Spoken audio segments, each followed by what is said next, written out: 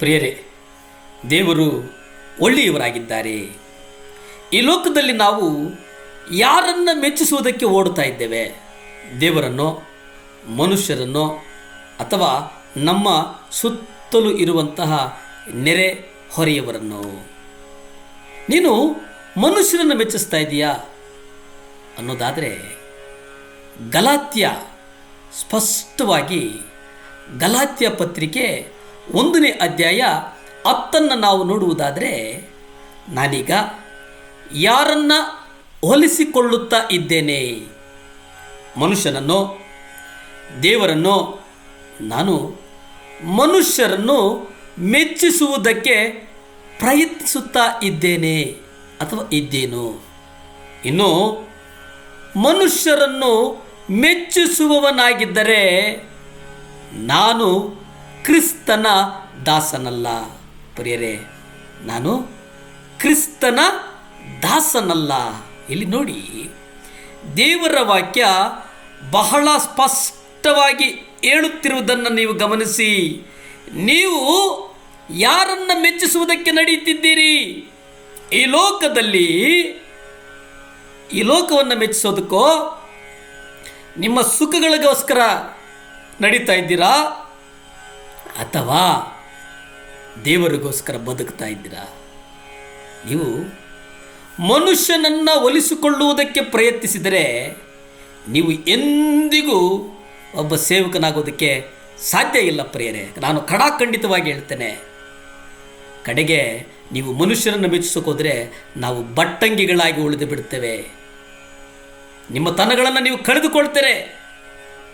ನಿಮ್ಮನ್ನು ಅವರು tissue paper ಥರ ಬಳಸಿ ಬಿಸಾಡ್ತಾರೆ. ಪ್ರಿಯರೇ, ಆದರೆ ನೀವು ನೋಡಿ, ಮನುಷ್ಯರ ಮೆಚ್ಚುಗೆಗಾಗಿ ತವಕ ಪಡುವುದು ಬೇಡ.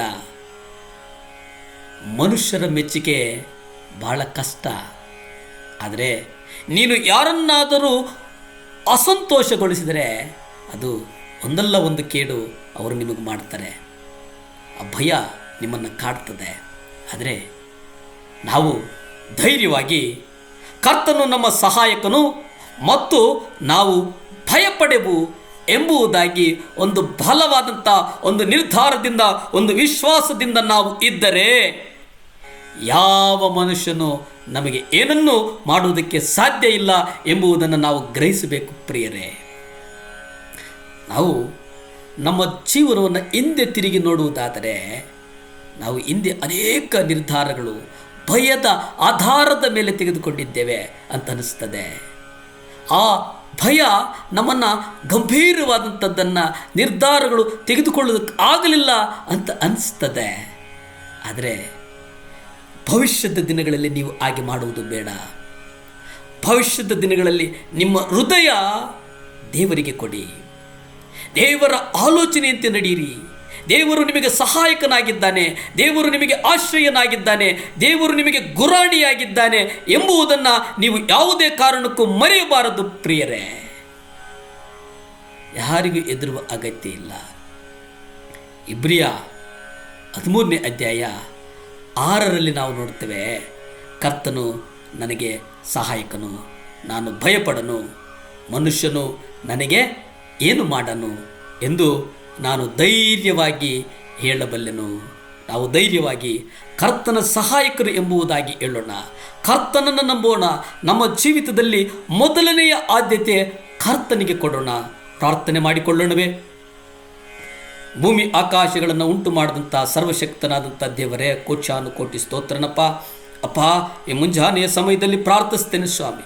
ದೇವರೇ, ವಿಶೇಷವಾಗಿ ಸ್ವಾಮಿ, ನಮಗೆ ಸಹಾಯಕನು ನೀನು ದೇವರೇ, ನಮಗೆ ಆಶ್ರಯ ನೀನು ಸ್ವಾಮಿ, ನಮಗೆ ಬಲವಾದಂಥ ಗುರಾಣಿ ನೀನು ಸ್ವಾಮಿ. ದೇವರೇ, ಯಾರ್ಯಾರು ಬಾಡಿಗೆ ಮನೆಗಳಲ್ಲಿ ಒದ್ದಾಡ್ತಾ ಇದ್ದಾರಪ್ಪ, ಏಸಪ್ಪ, ಅವ್ರಿಗೆ ಬಾಡಿಗೆ ಮನೆಗಳು ಬಾಡಿಗೆ ಕಟ್ಟೋದಕ್ಕೆ ಸಹಾಯ ಮಾಡಯ್ಯ. ಅವರೆಲ್ಲರಿಗೂ ದೇವರೇ ನೀವು ಹೇಳಿದಿರಲ್ಲ ಸ್ವಾಮಿ. ದೇವರೇ ಅಪ್ಪ, ವಿಶೇಷವಾಗಿ ಸ್ವಾಮಿ, ಯೆಹೋವನು ಮನೆ ಕಟ್ಟದಿದ್ದರೆ ಎಲ್ಲವೂ ವ್ಯರ್ಥ ಅಂತ ಹೇಳಿದಂಥ ದೇವರೇ, ಯಾರ್ಯಾರು ಮನೆ ಕಟ್ಟುವುದಕ್ಕೆ ಪ್ರಯಾಸ ಪಡ್ತಾ ಇದ್ರು ದೇವಾ, ಅವ್ರಿಗೆ ಬೇಕಾದಂಥ ಅಗತ್ಯಗಳನ್ನು ಕೊಡು ಸ್ವಾಮಿ. ವಿಶೇಷವಾಗಿ ಸ್ವಾಮಿ, ಕೆಲವು ಮನೆಗಳು ದೇವರೇ 3 ವರ್ಷ 4 ವರ್ಷ 5 ವರ್ಷಗಳಿಂದ ಸ್ವಾಮಿ ಮನೆಗಳು ಸ್ವಾಮಿ ಸಂಪೂರ್ಣವಾಗದೆ ಅರ್ಧಂಬರ್ಧ ಕಟ್ಟಿ ಬಿಟ್ಟುಬಿಟ್ಟಿದ್ದಾರೆ ಹೇಳ್ತಾರೆ,